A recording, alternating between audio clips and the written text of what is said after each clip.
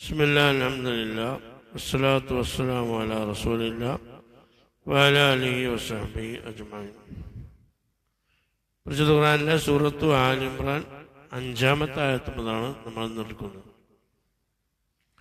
ഇന്നല്ലാഹ, തീർച്ചയായിട്ടും അല്ലാഹു തആല, ലാ യഖ്ഫാ അലൈഹി, അവൻ്റെ മേൽ എന്തില്ല, ഒന്നും തന്നെ എന്തില്ല. ഖഫാർ എന്താ? ഖഫീർ എന്താ? നിഗൂഢമായി കിടക്കുക, അല്ലേ? മറഞ്ഞെടുക്കുക.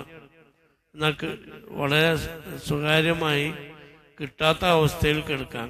ലാ യഖ്ഫാ അലൈഹി, അവൻ്റെ മേലൊന്നില്ല, ഒന്നും ഇല്ല. അലൈഹി ഷൈഉൻ, ഒരു വസ്തുവുമില്ല. ഖഫിയായിട്ട്, മറഞ്ഞെടുക്കുന്നതായിട്ട്. അള്ളാഹുവിൻ്റെ ദൃഷ്ടിയിൽ മറഞ്ഞെടുക്കുന്ന ഒരു സംഗതിയില്ല. ഷൈഉൻ എന്ന് പറഞ്ഞാൽ എന്താ? ലാ യഖ്ഫാ അലൈഹി, അവൻ്റെ മേൽ മറഞ്ഞെടുക്കുന്ന ഒരു സംഗതിയില്ല എന്ന് പറഞ്ഞാൽ അള്ളാഹു തആല അറിയാത്ത ഒരു വസ്തുവും ഒരു സംവിധാനവും ഇവിടെ ഇല്ല എന്നർത്ഥം. പിന്നെ ഷെയ് എന്ന് പറയേണ്ട ആവശ്യമില്ല. പിന്നെന്താ പറഞ്ഞത്? ഷെയ് എന്ന് പറയുന്നത് എന്താ? ഒരു വസ്തു എന്നർത്ഥം. ലാ യഖ്ഫാ അലൈഹി, അള്ളാഹുവിന്റെ മേലൊന്നില്ല, ഒന്നും മറഞ്ഞെടുക്കണില്ല. ഷെയ് എന്ന് പറഞ്ഞ പിന്നെ അതിന് തഅക്കീദാണ്. ഒരു വസ്തുവും അള്ളാഹുവിന്റെ മേലൊന്നില്ല, മറഞ്ഞു കിടക്കുന്നില്ല എന്ന് പറഞ്ഞാൽ അള്ളാഹു അറിയാത്ത ഒരു സംഗതിയും ഇല്ല. പിന്നെയും തയ്ക്കുകയാണ്. ഫിൽ അർളി, ഭൂമിയിലാകട്ടെ, വലാ ഫിസ് സമായി, എവിടെയാകട്ടെ, ആകാശത്തിൽ ആവട്ടെ. ഇത് രണ്ടാണ് ഇപ്പൊ മനുഷ്യന്റെ ഇന്ദ്രിയങ്ങൾ കൊണ്ട് പെട്ടെന്ന് എത്തുന്നത്. അതുകൊണ്ടാണ് ആ സ്ഥലങ്ങൾ പറയാൻ കാരണം. അതിന്റെ അപ്പുറമുള്ള ലോകമാവട്ടെ, അതും ഇതിന് പെടും. നമുക്ക് നമ്മുടെ ദൃഷ്ടിയിലുള്ള 2 ലോകങ്ങളെ കുറിച്ച് പറഞ്ഞു എന്നേ ഉള്ളൂ. അതല്ലാത്ത ലോകങ്ങളില്ലേ, അല്ലേ? ഒരുപാട് ലോകങ്ങളുണ്ട്. ആലമുൽ അർവാഹുണ്ട്, ആലമുൽ മലക്കൂത്തുണ്ട്, ആലമുൽ ജബറൂത്തുണ്ട്, ആലമുൽ തംഹൂത്തുണ്ട്, ആലമുൽ ആഹൂത്തുണ്ട്. അങ്ങനെ ഒരുപാട് ലോകങ്ങളുണ്ട്. അവിടെയാകട്ടെ, എവിടെയാകട്ടെ, അള്ളാഹുവിന്റെ മേൽ മറഞ്ഞു കിടക്കുന്ന, അള്ളാഹുവിന് അറിയാത്ത ഒരു സംഗതിയും ഇല്ല എന്നർത്ഥം. ഈ ആയത്ത് പറയാൻ എന്താ പറഞ്ഞേ? ഈ ആയത്തും മറ്റേ ആയത്തും തമ്മിലുള്ള ബന്ധം എന്ന് വെച്ചാൽ, ഈ ആയത്ത് ഖുർആന് ഫുർഖാനൊക്കെ ഇറക്കി ജനങ്ങൾക്ക് എന്താണ്? ജനങ്ങൾക്ക് മാർഗദർശനായിട്ടാണ്. എന്നാൽ സത്യനിഷേധികളായ ആളുകൾക്ക് അള്ളാഹുവിന്റെ ഭാഗത്തുനിന്ന് സത്യം അംഗീകരിക്കാത്തതിന്റെ പേരിൽ ശിക്ഷാ നടപടികൾ ഉണ്ടാവും. അപ്പൊ സത്യനിഷേധികൾ ആരാണ്, സത്യം ഉൾക്കൊണ്ടവർ ആരാണ് എന്ന് വ്യക്തമായിട്ട് ആർക്കറിയാം? അള്ളാഹുവിന് തിരിച്ചറിയാം. അതിനുവേണ്ടിയുള്ള ഒരു അള്ളാഹുവിന്റെ ഒരു പ്രസ്താവനയാണിത്. സത്യനിഷേധികൾ ആരാണ്, സത്യം ഉൾക്കൊണ്ടവരാരാണ്. അപ്പൊ സത്യനിഷേധികൾക്ക് ആരൊക്കെയാണ്, എങ്ങനെയൊക്കെയാണ് അവർക്കുള്ള ശിക്ഷാ നടപടി സ്വീകരിക്കാൻ അള്ളാഹുവിന് വ്യക്തമായി കഴിയും. അതേസമയത്ത് സത്യം ഉൾക്കൊണ്ട ആളുകൾക്കാണെങ്കിലോ അതിന്റെ അർഹമായ പ്രതിഫലം കൊടുക്കാൻ ആർക്ക് കഴിയും? അള്ളാഹുവിന് കഴിയും. അപ്പൊ രണ്ടും അള്ളാഹുവിന്റെ അറിവിലുണ്ട്. അതോടെ എന്ത് ചെയ്യില്ല, മിസ്സാവണില്ല, നഷ്ടപ്പെടുന്നില്ല. അതുകൊണ്ട് എന്ത് ചെയ്യണ്ട നിങ്ങള്?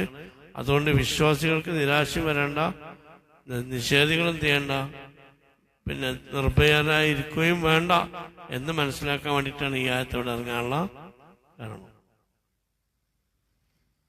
അപ്പൊ ഓരോരുത്തരുടെയും അമലുകൾ അള്ളാഹു തആല കാണുകയും അറിയുകയും ചെയ്യുന്നുണ്ട്.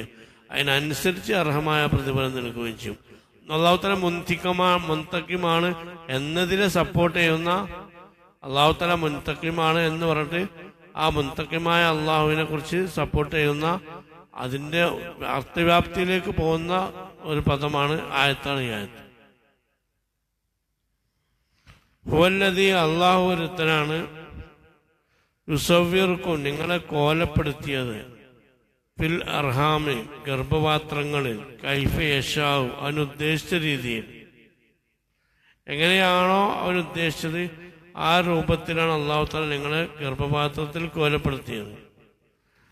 അതായത് ഓരോരുത്തരെയും പ്രത്യേകം അതായത് എല്ലാവരും ഒരേ രീതിയിലല്ല, ഒരേ ഷേപ്പിലല്ല. അല്ല, ആണോ? അല്ലല്ലോ. അപ്പൊ അവനുദ്ദേശിച്ച രൂപത്തിൽ അവൻ ഓരോരുത്തരെയും അവൻ എന്ത് ചെയ്തു? ഗർഭപാത്രത്തിൽ രൂപപ്പെടുത്തി. അതായത് ഇപ്പോ നമ്മുടെ ഉമ്മമാരുടെ ഗർഭപാത്രത്തിൽ നമ്മൾ ചിലവർ ആണുങ്ങളാണ്, ചിലർ പെണ്ണാണ്, ചിലവർ കറുത്തവരാണ്, ചിലവർ വെളുത്തവരാണ്, ചിലവർ പരിപൂർണരാണ്, ചിലവർ വികലാംഗരാണ്, ചിലവർ നീട്ടം കൂടിയവരാണ്, ചിലവർ നീട്ടം കുറഞ്ഞവരാണ്, ചിലർ കാണാൻ ഭംഗിയുള്ളവരാണ്, ചിലർ കാണാൻ ഭംഗി കുറവുണ്ട്. ഇതൊക്കെ നമ്മൾ പ്രയത്നിച്ചുകൊണ്ട് അധ്വാനിച്ചുകൊണ്ട് കിട്ടിയാണോ? അല്ല. ഇതൊക്കെ എന്താണ്? അല്ലാഹു തആല അവന്റെ ഉദ്ദേശം അനുസരിച്ച് എങ്ങനെയാണോ ഒരു സൃഷ്ടി ആവേണ്ടത് ആ രൂപത്തിൽ അവൻ നമ്മളെ എന്ത് ചെയ്താണ്? രൂപപ്പെടുത്തിയതാണ്. യുസവ്വിറനെ ഹലക്കാരൻ എന്താ? ഉണ്ടാക്കാന്ന് മാത്രമല്ല, സൊവ്വറൻ എന്താണ്? ഒരു കോലത്തിലേക്ക് ഉണ്ടാക്കുന്ന അവസ്ഥയാണ്, കോലപ്പെടുത്തുക. ഹലക്കാന്ന് സൊവ്വറ ശരിക്കും ഹലക്കാന്നുള്ള അർത്ഥമുണ്ട്.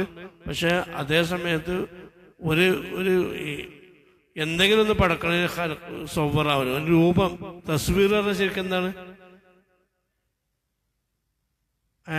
സൃഷ്ടിപ്പിനോട് കൂടെ തന്നെ എന്ത് ചെയ്യുന്നുണ്ട്? സൃഷ്ടിപ്പിന്റെ ഭാഗമായിട്ട് തസ്വീറുണ്ടാവും. ഒരു രൂപമാക്കുന്ന രൂപത്തിൽ ഒരു കോലത്തിൽ നമ്മളാക്കിയിട്ടുണ്ട്. ഇനി അത് കാണാൻ ഭംഗിയില്ലെങ്കിൽ അതൊരു കോലാണ്, ഭംഗിയുണ്ടെങ്കിൽ അതൊരു കോലാണ്, നീണ്ടവനാണെങ്കിൽ അതൊരു കോലാണ്, നീളം കുറഞ്ഞവനാണെങ്കിൽ അതൊരു രൂപമാണ്. അപ്പൊ എങ്ങനെയാണോ അവൻ ഉദ്ദേശിച്ച രൂപം ആ രൂപത്തിൽ എന്ത് ചെയ്തിട്ടുണ്ട്? നിങ്ങൾ എന്ത് ചെയ്തിട്ടുണ്ട്? ഇവിടെ രൂപപ്പെടുത്തിയിട്ടുണ്ട്. ഈ ആയത്ത് ഇവിടെ ഇറങ്ങാണ്ട കാരണം എന്താ? ഇതെന്താ ഇറങ്ങാൻ കാരണം? ഞാൻ പറഞ്ഞില്ലേ, ഈ ആയത്തുകൾ മൊത്തം ഇറങ്ങിയത് നജ്റാനിൽ വന്ന ക്രിസ്തീയ സമൂഹത്തിനുള്ള മറുപടികളായിട്ടാണ്. അപ്പൊ അവരുടെ വാദം എന്താണ്? ഈസാ നബി അലൈഹി വസല്ലം ആരാണ്? അള്ളാഹു ആണെന്ന് ഒരു വാദം. അവര് 2-3 വാദങ്ങളാ പറഞ്ഞത്. അതിൽ ഒന്ന് പറഞ്ഞത് ഈസാ നബി അലൈഹി വസല്ലം ആണ് അള്ളാഹു എന്ന് പറഞ്ഞു. മറ്റൊന്ന് ഈസാ നബി അലൈഹി വസല്ലം എന്നാണ് അള്ളാഹുവിന്റെ ദൈവത്തിന്റെ പുത്രനാന്ന് പറഞ്ഞു. ഇത് ഇടയ്ക്കിടയ്ക്ക് അവരിങ്ങനെ മാറ്റി പറഞ്ഞിരുന്നു നബി തങ്ങൾ ചോദിക്കുന്ന അനുസരിച്ച്. അപ്പോ ഗർഭപാത്രത്തില് മാതാക്കളുടെ ഗർഭപാത്രത്തിൽ മനുഷ്യനെ കോലപ്പെടുത്തിയ അവനാണ് അള്ളാഹു. യഥാർത്ഥത്തിൽ ഗർഭപാത്രത്തിലൂടെ കോലപ്പെട്ടു വന്നവനാണ് ആര്? ഈസാ നബി ഇസ്ലാം. പിന്നെ എങ്ങനെ ഈസാ നബി ഇസ്ലാം എന്താവാ? അള്ളാഹു ആകാം. ദൈവമാകാൻ എന്തില്ല? ഒരു സാധ്യതയും ഇല്ല എന്ന് അവരിലേക്ക് അവരുടെ വാദങ്ങളെ ഗണ്ണിക്കാൻ വേണ്ടിയിട്ടുള്ള അവർക്ക് മനസ്സിലാവുന്ന രൂപത്തിലുള്ള ഗണ്ണനാണിത്. ഇനി ദൈവപുത്രൻ എങ്ങനെയാകാം? ദൈവപിതാവ് ഒരാളുടെ സന്താനമാകണ എന്ത് ചെയ്യും? ആ മിസാജ് അവരിലുണ്ടോ? ഇലാഹിയത്തിന്റെ മിസാജ് ആരിൽ വേണം? ഈസാ നബി അലൈഹി ഇസ്ലാം വേണം. മനുഷ്യൻ എന്ന് പറഞ്ഞാൽ എന്താണ്? മനുഷ്യന്റെ മിസാജാണോ അള്ളാഹുവിന്റെ അസ്തിത്വം? അല്ലല്ലോ. അപ്പൊ ദൈവപുത്രനാണെങ്കിൽ പിതാവ്, ഇപ്പൊ എന്റെ മകനാണെങ്കിൽ എന്റെ ജീനല്ല ഉണ്ടാവുക. അപ്പോ ദൈവപുത്രനാകാൻ എങ്ങനെ സാധ്യത? കാരണം മനുഷ്യൻ എന്ന് പറഞ്ഞാൽ മുറക്കബാണ്. മുറക്കബ് പറഞ്ഞ ഒരുപാട് മിശ്രിതങ്ങൾ കൊണ്ട് കൂട്ടിച്ചേർക്കപ്പെട്ടവനാണ് ആര്? മനുഷ്യൻ. വളരെ ദുർബലനാണ് നമ്മൾ തന്നെ മനസ്സിലാക്കണം. മനുഷ്യൻ എന്ന് പറഞ്ഞാൽ ഇത്ര ഖുൽഖൽ ഇൻസാന ലഈഫ എന്നല്ല അല്ലെ? മനുഷ്യനെ ഇന്നൽ ഇൻസാന കാന ലഈഫ, തീർച്ചയായിട്ടും മനുഷ്യൻ വളരെ ദുർബലനാണ്. കാരണം മനുഷ്യന്റെ ദുർബല പറഞ്ഞാൽ മനുഷ്യന്റെ മിശ്രിതങ്ങളെ കുറിച്ച് പഠിച്ചാൽ മതി. അതൊക്കെ ഓരോ പോയിന്റുകളാണ്. ആ പോയിന്റിൽ നിന്ന് ലേശം ഇങ്ങോട്ട് പോയാൽ തന്നെ എന്ത് ചെയ്യും? അവന്റെ ബാലൻസ് പോവും. നമ്മളിങ്ങനെ കാണുമ്പോ അല്ല ചൊറുക്കുണ്ട്, ഉഷാറുണ്ട്, മസിലുണ്ട് ഇല്ലേ, ഓടിച്ചാടി നടക്കുന്നുണ്ട്. ഇതിലൊക്കെ ഇപ്പൊ ഞാൻ അതിനെ കുറിച്ചൊന്ന് ജസ്റ്റ് ഒന്ന് നോക്കിയപ്പോ മനുഷ്യന്റെ മിശ്രിതങ്ങളെ കുറിച്ച് പഠിച്ചു കൊടുത്ത് ഭയങ്കര അത്ഭുതമുണ്ട്. ഉദാഹരണം പറയുകയാണെങ്കിൽ ഓക്സിജൻ മനുഷ്യന് ആവശ്യമാണ്. നമ്മുടെ ശരീരത്തിൽ എത്ര ശതമാനം ഓക്സിജൻ ഉണ്ട്? 65% നമ്മുടെ ശരീരത്തിൽ ഏതാ? ഓക്സിജനാണ്. അതുപോലെ കാർബൺ 18%. നമ്മുടെ ജീവൻ നിലനിൽക്കാൻ നമ്മുടെ ശരീരത്തിൽ ഏത് വേണം? 18% ഏത് വേണം? കാർബൺ വേണം. അതുപോലെ ഹൈഡ്രജൻ 10% നമ്മുടെ ശരീരത്തിലുണ്ട്. ഞാൻ പറയുന്നത് ഇതൊക്കെ വെച്ചുകൊണ്ടാണ് ആരുണ്ടാക്കിയിട്ടുള്ളത്? മനുഷ്യൻ ഉണ്ടാക്കിയിട്ടുള്ളത്. നൈട്രജൻ 3%, കാൽസ്യം 1.5%, ഫോസ്ഫറസ് 1%, അതുപോലെ പൊട്ടാസ്യം 0.25%, സൾഫർ 0.25%, സോഡിയം 0.15%. ഇത് കുറച്ച് കൂടിയാൽ കഴിഞ്ഞ് 0.15 ഇത് 0.1 തന്നെ 0.20 സോഡിയം കൂടിയാൽ പ്രശ്നമാണ് അല്ലേ? നമ്മളെന്താ ചില ആളുകൾ പറയില്ല, ഹോസ്പിറ്റലിൽ പ്രായമുള്ള ആളുകൾ പിന്നെ തലറങ്ങി വീണ് പറയും. എന്താ പറയാ? സോഡിയം കുറഞ്ഞു എന്ന് പറയും. എന്താ അത് ആകെ 0.15%. അതിൽ ലാസ്റ്റ് 1 പോയിന്റ് കുറഞ്ഞാൽ എന്ത് ചെയ്ത് അവൻ്റെ ബാലൻസ് പോയി. Chlorine 0.15%, magnesium 0.05%. അതിൻ്റെ പുറമെ ഏതൊക്കെ ഉണ്ട്? കുറച്ച് ഇരുമ്പുണ്ട്, അതുപോലെ സിങ്ക് ഉണ്ട്, കോപ്പറുണ്ട്, അയഡിൻ. ഇതെല്ലാം കൂടി 0.01%, 0.01%. അപ്പൊ ഞാൻ പറഞ്ഞത് അപ്പൊ ഇത്രയും കാര്യങ്ങളെ കൊണ്ട് നിർമ്മിക്കപ്പെട്ടവനാണ് ആര്? മനുഷ്യൻ. എത്ര ദുർബലനാണെന്നോ. അപ്പോ വളരെ ദുർബലനാണ്. നമ്മളെ സംബന്ധിച്ചത് എന്താണ്, ഇതിന് എവിടെയെങ്കിലും ഒന്ന് മിസ്സായാൽ തന്നെ നമ്മളുടെ എന്ത് ചെയ്യും, നമ്മളെ ബാലൻസുകളിലൊക്കെ എന്ത് ചെയ്യും, കോട്ട സംഭവിക്കും. ഇങ്ങനെയാണ് അള്ളാഹു തആല. അങ്ങനത്തെ ഒരു മനുഷ്യനെങ്ങനെ അള്ളാഹുവിന്റെ പുത്രനാകുക? അപ്പൊ അതിലേക്കുള്ള ഖണ്ഡനം കൂടിയാണിത്. അപ്പൊ നമുക്ക് അള്ളാഹുവിന്റെ അപാരമായ സഹായം കൊണ്ടാണ് നമ്മളിങ്ങനെ എന്ത് ചെയ്യുന്നത്, നമ്മളിങ്ങനെ വൃത്തിയിൽ ഇങ്ങനെ നടന്നു പോകുന്നത്. വളരെ ചെറിയ പ്രശ്നങ്ങൾ കൊണ്ട് തന്നെ നമ്മളെ സന്തുലിതാവസ്ഥക്ക് പിന്നെ വ്യവസ്ഥ കോട്ടം തട്ടും. അപ്പം അത് മനസ്സിലാക്കണം. അത് മനുഷ്യനെ കുറിച്ച് പഠിച്ചാൽ തന്നെ ഇങ്ങനെയാണ് നിർത്തുന്നത്. മനുഷ്യന്റെ ലോഹിറായ പഠനം നടത്തിയാൽ തന്നെ നമുക്ക് ആരെ കുറിച്ച് മനസ്സിലാക്കാം? അള്ളാഹിനെ കുറിച്ച് മനസ്സിലാക്കണം. അള്ളാഹു നമുക്ക് പുറത്തുണ്ട്. വല്ലദീ അൻസല. അപ്പോ അതാണ്. അപ്പൊ ഒരിക്കലും എന്തല്ല ഈസാ നബി ദൈവമാകാനോ അല്ലെങ്കിൽ ദൈവമാകാനോ ഒരു നിലക്കൊന്നില്ല, സാധ്യതയില്ല. ഈ മനുഷ്യന്റെ നിർമ്മാണത്തെ കുറിച്ച് പഠിച്ചാൽ തന്നെ അതിലൂടെ നമുക്കത് ബോധ്യപ്പെടും. പിന്നെ അല്ലാഹു തആല പറയുന്നത് ഹുവല്ലദീ അൻസല അലൈക്കൽ കിതാബ. ഹുവല്ലദീ അല്ലാഹു ഒരുത്തനാണ്, അൻസല അലൈക നിങ്ങളുടെ മേൽ ഇറക്കിയിട്ടുണ്ട്, അൽ കിതാബ പരിശുദ്ധമായ ഖുർആന്, മിൻഹു ആ ഖുർആനിൽപ്പെട്ടതാണ്, ആയാത്തും മുഹ്കമാത്തുൻ മുഹ്കമാത്തായ ആയത്തുകൾ. ഖുർആനിൽ 2 രീതിയിലുള്ള ആയത്തുകൾ ഉണ്ട് എന്നാണ് ഇനി പറയുന്നത്. എന്തിനാണ് 2 രീതിയിലുള്ള ആയത്തുകൾ വെച്ചത്, അതിന്റെ ഉദ്ദേശം എന്താന്നൊക്കെ ഞാൻ പറയും. അത് 2 രീതിയിലുള്ള ആയത്തുകൾ ഉണ്ട് എന്ന് മനസ്സിലാക്കുക. അള്ളാഹു തആല ഇറക്കിയ ഈ പരിശുദ്ധ ഖുർആനിൽ നിന്നുണ്ട് ആയാത്തും മുഹ്കമാത്തും, മുഹ്കമാത്തായ ആയത്തുകളുണ്ട്. എന്ന് പറഞ്ഞാൽ എന്താ? മുഹ്കമാത്തായ ആയത്തുകൾ എന്ന് പറഞ്ഞാൽ എന്താണ്? വ്യക്തമായ അർത്ഥമുള്ളവ എന്ന് പറഞ്ഞാൽ എന്താ? ആ ആയത്ത് കേട്ട വേറെ ഒന്നിലേക്ക് എന്തില്ല, ഡൗട്ടില്ല. അങ്ങനത്തെ ആയത്തുണ്ട്. ആ ആയത്തിന് വേറെ വിശദീകരണത്തിന്റെ ഏതില്ല, ആവശ്യം ഇല്ല. ആയത്ത് കേട്ടാൽ തന്നെ വേണ്ടതിന് എന്ത് ചെയ്യും, നമുക്ക് അർത്ഥം മനസ്സിലാവും. അങ്ങനത്തെ ആയത്തുണ്ട്. ഉദാഹരണമായി പറയുകയാണെങ്കിൽ പ്രധാനം പറയുകയും വൈലാഹുക്കും ഇലാഹും വായത്. ഖുർആനിലെ ആയത്ത് എടുക്കാം. നിങ്ങളുടെ ഇലാഹ് അല്ലാഹു തആല ഏകനായ ഇലാഹാണ്. അപ്പൊ നിങ്ങളുടെ ഇലാഹ് ഏകനായ ഇലാഹാണ് എന്ന് അല്ലാഹു തആല എന്ത് ചെയ്യുന്നുണ്ട്, പറയുന്നുണ്ട്. അപ്പൊ അവിടെ ഇനി 2ത്തിന് ചാൻസ് ഉണ്ടോ, വേറെ ഇലാഹിനെ വകുപ്പുണ്ടോ എന്നൊന്നും ചിന്തിക്കേണ്ട ആവശ്യമില്ല. അള്ളാഹു ദൈവം എത്രയാണെന്ന് വെച്ചാൽ ഒന്നേ ഉള്ളൂ എന്ന് ആയത്തുകൾ കൊണ്ട് എന്താണ്, മുഹ്കമാണ്, ഗണ്യതമാണ്. അവിടെ വേറെ വിശദീകരണത്തിന് ആവശ്യമുണ്ടോ? കുറെ ആയത്തുകൾ വെച്ചിട്ട് നോക്കൂ, കുറെ ആയത്തുകൾ വെച്ച് കണക്ട് ചെയ്ത് ഇപ്പൊ മനസ്സിലായി അള്ളാഹു തആല ഏതാണ്, ഏകനാണ്. ഇങ്ങനെ പറയേണ്ട ആവശ്യമുണ്ടോ? തൗഹീദിന്റെ എല്ലാ ആയത്തുകളും ഏതാണ്? മുഹ്കമാണ്. അതിലെന്തില്ല, അതിൽ യാതൊരു എന്തില്ല. പിന്നെ അങ്ങോട്ടും ഇങ്ങോട്ടും ഡൗട്ട് ചെയ്യേണ്ട വേണ്ടി കൂടുതൽ പഠിക്കേണ്ട ആവശ്യമോ ഇല്ലാത്തൊരു വിഷയമാണ് ഏത്?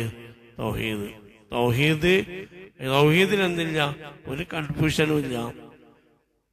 എല്ലാ ആദം നബി മുതൽ നബിതങ്ങൾ വരെയുള്ള എല്ലാ പ്രവാചകന്മാരും കൊടുത്ത തൗഹീദിൽ ആർക്കും ഡൗട്ട് ഉണ്ടായിട്ടില്ല.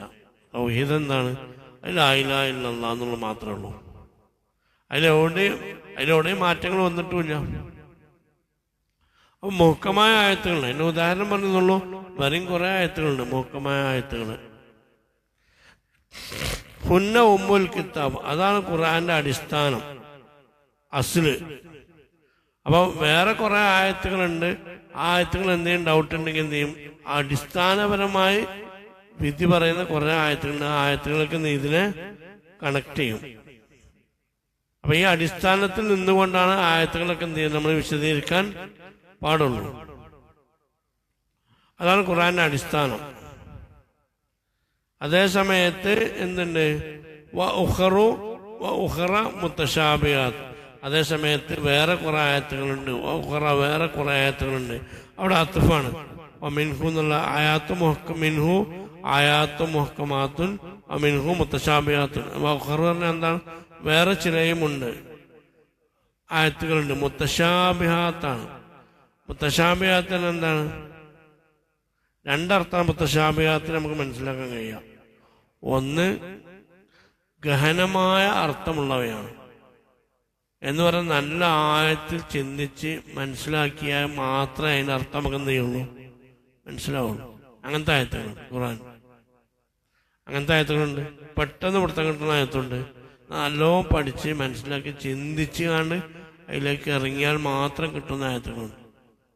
അല്ലെങ്കിൽ മുത്തശാബിഹാത്താണ് എന്ന് പറഞ്ഞാൽ ഈ ആയത്തിന് തശാബിഹ സാദൃശ്യം വേറെ ചില ആയത്തുകളോട് എന്തുണ്ട്, ഇതിന് സാദൃശ്യമുണ്ട്, അതിന്റെ ഭാഗമായിട്ട് ഇത് വരും. അങ്ങനെയും ആക്കാം. ഏതായാലും കൂടുതൽ പഠിച്ചാൽ മാത്രം മനസ്സിലാവുന്ന ആയത്തുകളും ഇതിലുണ്ട്, ഖുർആനിൽ ഉണ്ട്. അതേ സമയത്ത് തീരെ പഠിക്കേണ്ട ആവശ്യമില്ല, ആയത്ത് ഓതിയാൽ തന്നെ മനസ്സിലാവുന്ന, വളരെ വ്യക്തമായി മനസ്സിലാവുന്ന വ്യക്തതയുള്ള ആയത്തുകൾ അതിലുണ്ട്, ഖുർആനിലുണ്ട്. അപ്പോൾ എന്ന് വെച്ചാൽ ഖുർആനിൽ അവ്യക്തത ഉണ്ട് എന്നല്ല അതിന്റെ അർത്ഥം. കിതാബിൻ ഉൻസിലത്ത് ആയാത്തുഹു മുഹ്കമത്തൻ, അല്ലെ? അങ്ങനെ ഖുർആനിൽ കാണാം. എന്താണ് കിതാബിൻ ഉഹ്കിമത്ത് ആയാത്തുഹു, സൂറത്ത് ഹൂദിൽ കാണാം. പരിശുദ്ധ ഖുർആനെ കുറിച്ച് വിശേഷിപ്പിക്കുകയാണ്. ഇതിന്റെ ആയത്തുകൾ മുഴുവൻ എന്താണ്, മുഹക്കമാണെന്ന, എല്ലാവർക്കും മനസ്സിലാവുന്ന എന്ന് പറഞ്ഞാൽ അവിടെ ഉദ്ദേശിക്കുന്നത് എന്താ? അവിടെ ഉദ്ദേശിക്കുന്നത് എന്താണ്? അവിടെ പറയുന്നത് ഖുർആനിലെ ഏത് ആയത്തിൽ എന്തില്ല, മനുഷ്യന് മനസ്സിലാകാത്തതോ അല്ലെങ്കിൽ ബുദ്ധിയിലേക്ക് കയറാത്തതോ അല്ലെങ്കിൽ പരസ്പര വൈരുദ്ധ്യമോ ആകെ കൺഫ്യൂഷൻ ആകുന്നതോ ആ രൂപത്തിലൊരു ആയത്തും ഏതിലില്ല ഖുർആനിൽ. എന്നാൽ മുത്തശാബി ഉണ്ട്. അതെന്താണ്? കൂടുതൽ പഠിച്ചാൽ മനസ്സിലാക്കിയാൽ മനസ്സിലാകുന്ന കുറച്ച് ആയത്തുകളുണ്ട്.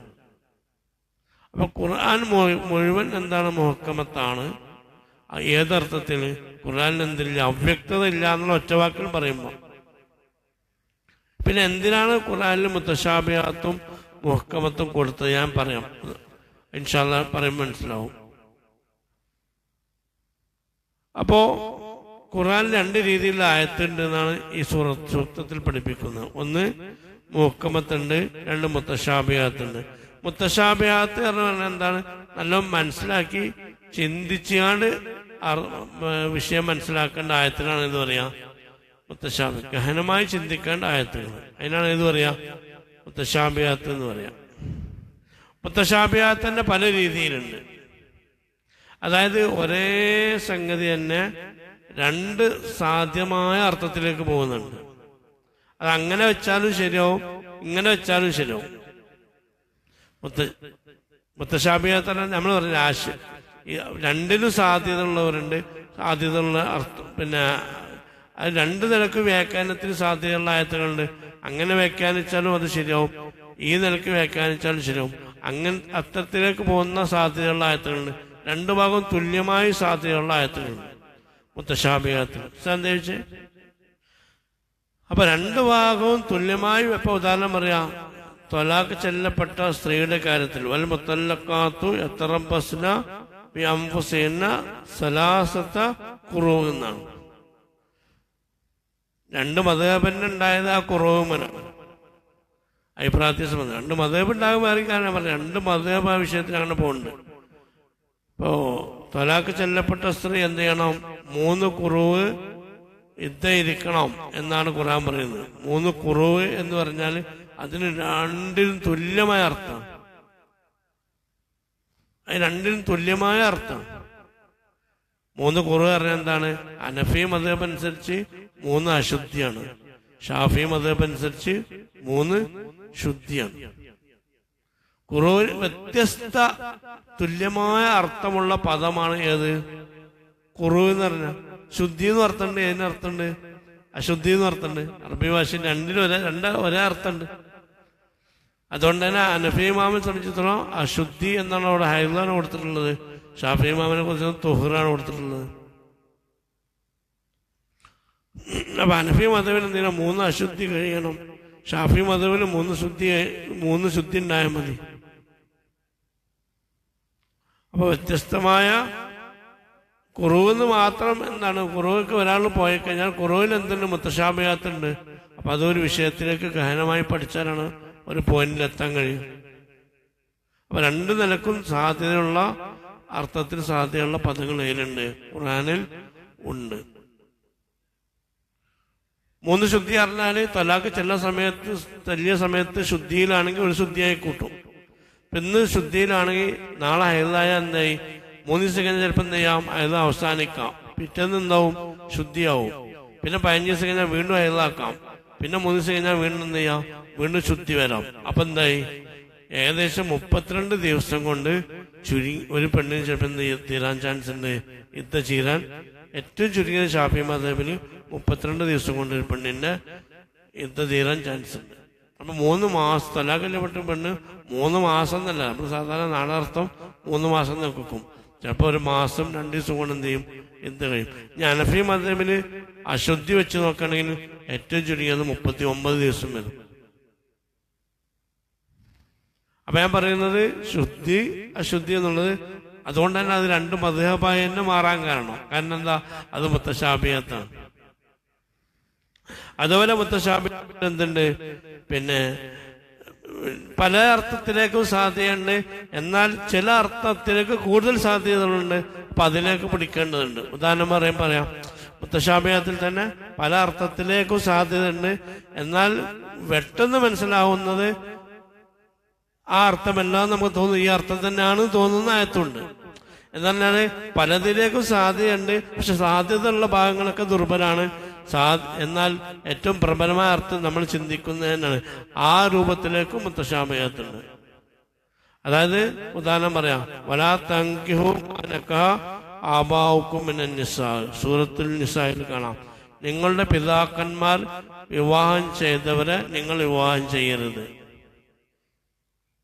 ഇത് മുത്തശാബിഹത്തിന് മക്പ്പെടുത്താം. കാരണം പിതാക്കന്മാർ വിവാഹം ചെയ്തവരെ നിങ്ങൾ വിവാഹം ചെയ്യരുത് പറഞ്ഞാല് സ്വന്തം ഉമ്മയെ എന്തായാലും വിവാഹം ചെയ്യില്ലാന്ന് നമുക്കറിയാം. അപ്പൊ അതല്ല, പിന്നെ എന്താണ്, അവര് വേറെ വിവാഹം കഴിച്ച സ്ത്രീകളാണ്. അവരെ പിതാക്കന്മാരെ ഒഴിവാക്കിയാൽ നമുക്ക് എന്ത് ചെയ്യാൻ പാടില്ല, അവരെ വിവാഹം കഴിക്കാൻ പാടില്ല. അപ്പോ ഈ അർത്ഥത്തിനോട് ചാൻസ് ഉണ്ട്, എന്നാൽ ആ അർത്ഥത്തിലേക്ക് പോകാതെ തന്നെ അങ്ങനെ ഒരിക്കലും അത് ചെയ്യില്ലല്ലോ, ഇതന്നെയാണോ ഉദ്ദേശിക്കുന്നതെന്ന് സാധ്യതയുണ്ട് എന്ന് കൂടുതൽ നമ്മൾ ചിന്തയിൽ വരുന്ന അർത്ഥത്തിന് സാധ്യത കൂടുതലുള്ള മുത്തശാബിഹത്തുണ്ട്. എന്നാൽ ഒരാൾക്ക് വേണമെങ്കിൽ ഇത് ഉമ്മയെ വിവാഹം കഴിക്കാൻ പറ്റൂല എന്ന് മാത്രമാണോ എന്ന് വാദിക്കുമ്പോൾ അതിനും അങ്ങനെ അർത്ഥം വെക്കാം. കാരണം പിതാക്കന്മാർ വിവാഹം ചെയ്ത ആൾക്കാരെ നമ്മളെ മാതാക്കള് നമ്മുടെ മുത്തശാബിഹത്താണത്. അതേപോലെ തന്നെ ബാഹ്യമായ അർത്ഥത്തിന് മുത്തശാബിഹത്തിന് വേറെ ഉദാഹരണം കാണാം. നോക്കൂ, ബാഹ്യമായ അർത്ഥത്തിലേക്ക് യാതൊരു പ്രസക്തി ഇല്ലാത്ത മുത്തശാബിഹത്തുണ്ട്, എന്നാൽ അർത്ഥം വളരെ വ്യക്തമാണ്, ബാഹ്യം നമുക്ക് കിട്ടും ചെയ്യും. പക്ഷെ ആ അർത്ഥത്തിന് എന്ത് ചെയ്യാൻ പറ്റില്ല, ഒരു പ്രസക്തി ഇല്ല എന്ന് മനസ്സിലാക്കുന്ന ആയത്തുകളുണ്ട്. അത് ഒരുപാട് മുത്തശാബിഹത്തുണ്ട്. ഉദാഹരണം യദുല്ലാഹി ഫൗക ഐദിഹിം, സൂറത്തുൽ ഫത്തഹിൽ കാണാം, അള്ളാഹുവിന്റെ കരങ്ങൾ നിങ്ങൾക്ക് മുകളിലാണെന്ന്. ബാഹ്യമായ അർത്ഥം ഞാൻ അങ്ങനെ അർത്ഥം വെക്കാൻ പാടില്ല, പക്ഷെ ഞാൻ നിങ്ങൾക്ക് മനസ്സിലാകാൻ വേണ്ടി പറയാണ്.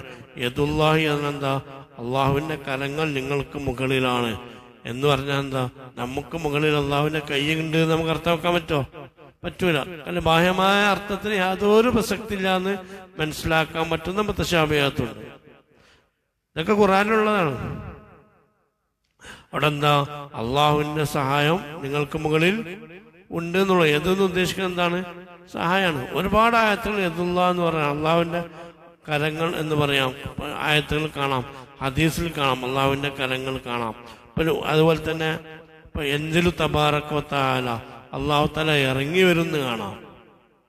എല്ലാ രാത്രിയിലും ശഅബാൻ 15 രാത്രി പ്രത്യേകമായ അള്ളാഹുവിനെ പിന്നെ ഈ പ്രാർത്ഥനയ്ക്ക് ഉത്തരം കിട്ടും. കാരണം അള്ളാഹുത്താല എന്ത് ചെയ്യും?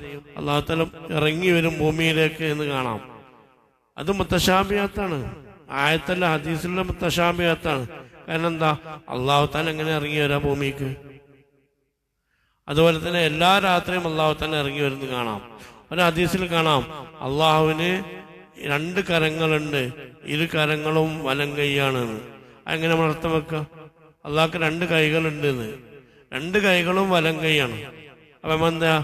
ഈ ഭാഗത്ത് കൈയില്ലാത്ത ഈ ഭാഗത്ത് 2 കൈയുള്ള അള്ളാഹിനെ അങ്ങനെ വിചാരിക്കല പറ്റൂലല്ലോ. അത് മുത്തശാബിയാത്താണ്. അതൊക്കെ എന്ത് ചെയ്യണം? നിപുണരായ ആലിമുകളുടെ വ്യാഖ്യാനം മനസ്സിലാക്കണം. അവിടെ പോയി എന്ത് ചെയ്യാൻ പാടില്ല? നമ്മൾ പോയാണ് എന്തെങ്കിലും തോന്നിയാണ്ട് വ്യാഖ്യാനം ചെയ്യാണ്ട് എന്ത് ചെയ്യാൻ പാടില്ല? പേച്ചു പോകാൻ പാടില്ല.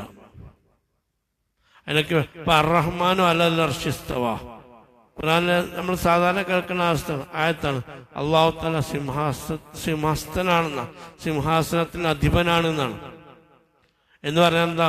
ഒരു സിംഹാസനത്തിന്മേൽ കയറിയാണ്ട് അതങ്ങനെ ഇരിക്കുകയാണെന്നാണോ? അല്ല, അതിനൊക്കെ അർത്ഥമുണ്ട്. എന്തിനാണ് മുത്തശാബിയാത്ത്, എന്തിനാ മുഹക്കമത്ത്? ഞാൻ പറയും, അത് വേറൊരു പഠനമാണ്. ഇങ്ങനെ ഉണ്ട് എന്ന് മനസ്സിലാക്കണം.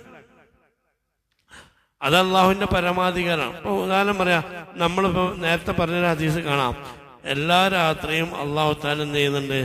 ഇറങ്ങി വരുന്നുണ്ട് എന്ന് കാണാം. അത് അള്ളാഹുവിന്റെ കാരുണ്യം എന്നാണ് മഹാന്മാർ വ്യാഖ്യാനിച്ചിട്ടുള്ളത്. വേറെ ഹദീസിൽ കാണാം ആകാശവും ഭൂമിയും അള്ളാഹുവിന്റെ കരങ്ങളിലാണ്. ഒരാള് ഈ മുത്തശാബിയാത്ത് അവന് തോന്നിയമാര് വ്യാഖ്യാനിക്കാൻ നിന്നുള്ള അപകടത്തെ കുറിച്ച് ഞാൻ പറയുന്നത്. ആകാശവും ഭൂമിയും അവന്റെ കരങ്ങളിലാണെന്ന് കാണാം. അപ്പൊ 2 കൂടി ജമ്മ ചെയ്ത് നോക്കി, ആകാശവും ഭൂമിയും കൈ പിടിക്കുക, എന്നിട്ട് രാത്രി എന്ത് ചെയ്യാ? പഠിച്ചോ ഭൂമിയിലേക്ക് എന്ത് ചെയ്യാ? അത് തന്നെ കണ്ട് ഇറങ്ങുക. എങ്ങനെ നടക്കുക?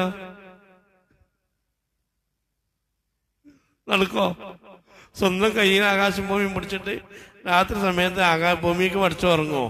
അപ്പൊ ഈ ഹദീസുകൾ തമ്മിൽ കണക്ട് ചെയ്ത് അങ്ങനെയൊക്കെ കിട്ടുക. അപ്പൊ എന്താണ്? ഒരിക്കലും അതിന്റെ ബാഹ്യമായ അർത്ഥമല്ല. പിന്നെ എന്തിനാണ് മുത്തശാബിയാത്ത്? അതൊരു പഠനമാണ്, ഞാൻ പറയും. എന്നതിന് സമയം ഉണ്ടാകാൻ ചാൻസ് ഇല്ല, അടുത്ത ക്ലാസ്സിൽ ഞാൻ വിശദീകരിക്കും. അപ്പൊ നമ്മൾ പറയുന്നത് എന്താണ്? ഖുർആനിൽ എന്തുണ്ട്? മുഹക്കമാത്തുണ്ട്, മുത്തശാബിയാത്തുണ്ട്.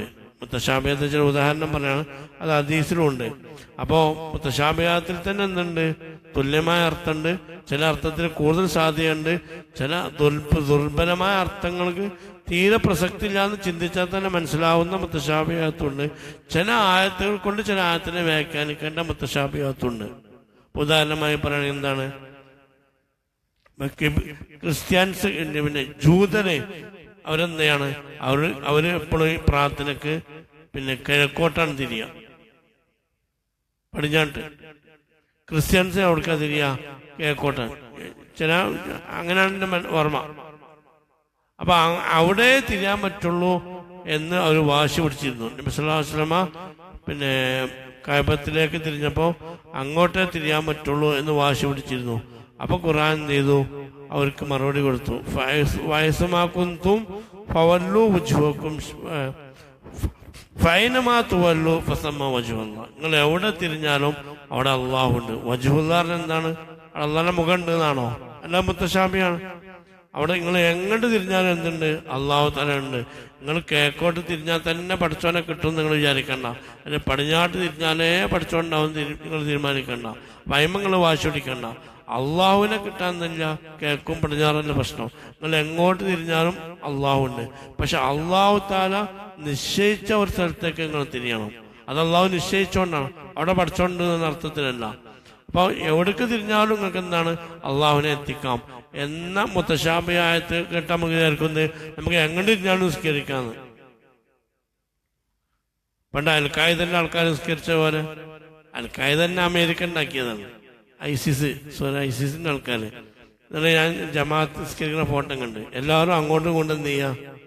സുജൂദ് ചെയ്യാണ്. എൽ ഷേപ്പില് ഇവിടെ ഉള്ളവർ ഇങ്ങോട്ടും മറ്റവരും ഇങ്ങോട്ടും സുജൂദ് ചെയ്യാ. ഫുള്ള് ഫേസ് ടു ഫേസ് അല്ല സുജൂദ്, കിബിലൊന്നുമില്ല. അപ്പോ ഈ ആയത്ത് പഠിപ്പിക്കുന്നത് എന്താണ്? നിങ്ങൾക്ക് എങ്ങോട്ട് തിരിഞ്ഞാലും അള്ളാഹു ഉണ്ടെന്ന് അർത്ഥത്തിലുള്ളൂ. പക്ഷെ ആ ആയത്ത് കൊണ്ട് എവിടേക്കും തിരിഞ്ഞ് നിസ്കരിക്കാമെന്ന് അർത്ഥമില്ല. ആ ആയത്തിന് എന്ത് ചെയ്യണം? വേറെ ആയത്ത് കൊണ്ട് വ്യാഖ്യാനിക്കണം. അതാണ് മുഹക്കമടണ്ട്, അതാണ് ഉമ്മുൽ കിതാബ്. ഏതാ? വയസ്സുമാ കുന്തും ഫവല്ലു വുജൂഹക്കും ശത്ര. നിങ്ങൾ എവിടെയാണെങ്കിലും സൂറത്തുൽ ബഖറ 150 ആയത്തിൽ കാണാം, നിങ്ങൾ എവിടെയാണെങ്കിലും ശത്ര എന്ന അതിന്റെ ഭാഗത്തേക്ക്, അതായത് അതിനു മുമ്പ് പറഞ്ഞ കായബ നിങ്ങൾ എവിടെയാണെങ്കിലും ആ കായബത്തിന്റെ ഭാഗത്തേക്ക് തിരിഞ്ഞ് നിങ്ങൾ നിസ്കരിക്കണം. അപ്പൊ ആ മുത്തശാബിഹത്തിനെ ഈ മുഹക്കമത്താണ്. അപ്പൊ അവിടെ പറഞ്ഞ ഉദ്ദേശം വേറെയാണ്. മൊത്തത്തിൽ തിരിയേണ്ട കൊടുക്കാന്ന് ഈ ആയത്ത് കൊണ്ട് എന്ത് ചെയ്യുന്നത് വ്യക്തമാക്കുന്നുണ്ട്. അപ്പൊ കായബത്തിലേക്ക് തിരിഞ്ഞ് നിങ്ങൾ നിസ്കരിക്കണം എന്നർത്ഥം. അപ്പൊ ഖുർആനിൽ എന്തുണ്ട്? 2 രീതിയിലുള്ള ആയത്തുണ്ട്. മുഹക്കമത്തുണ്ട്, മുത്തശാബിഹത്തുണ്ട്. ഇനി എന്തിനാണ് മുഹക്കമത്ത്, എന്തിനാണ് മുത്തശാബിഹത്ത്? ഇനി ചില ആളുകൾ മുത്തശാബിഹത്തിന്റെ പിന്നിൽ മാത്രം പോയി കണ്ട് തോന്നിയമായ അർത്ഥങ്ങൾ വെച്ചുകൊണ്ട് അപകടത്തിൽ ചാടാൻ ചാൻസ് ഉണ്ട്. അതൊക്കെയാണ് ശേഷം ബാക്കി ആയത്തിന്റെ ബാക്കിയിൽ പറയുന്നത്. ഇൻഷാ അല്ലാഹ് ബാക്കി നാളെ വിശദീകരിക്കാം. തൽക്കാലം അവിടെ നിർത്തുന്നു. അല്ലാഹു തആല നമ്മൾ പറഞ്ഞു കേട്ടതും എല്ലാം അല്ലാഹു തആല സ്വാലിഹ് അമലാക്കി സ്വീകരിക്കട്ടെ. അല്ലാഹു തആല കബൂൽ ചെയ്യട്ടെ. അല്ലാഹു തആല നാഫിയാക്കട്ടെ.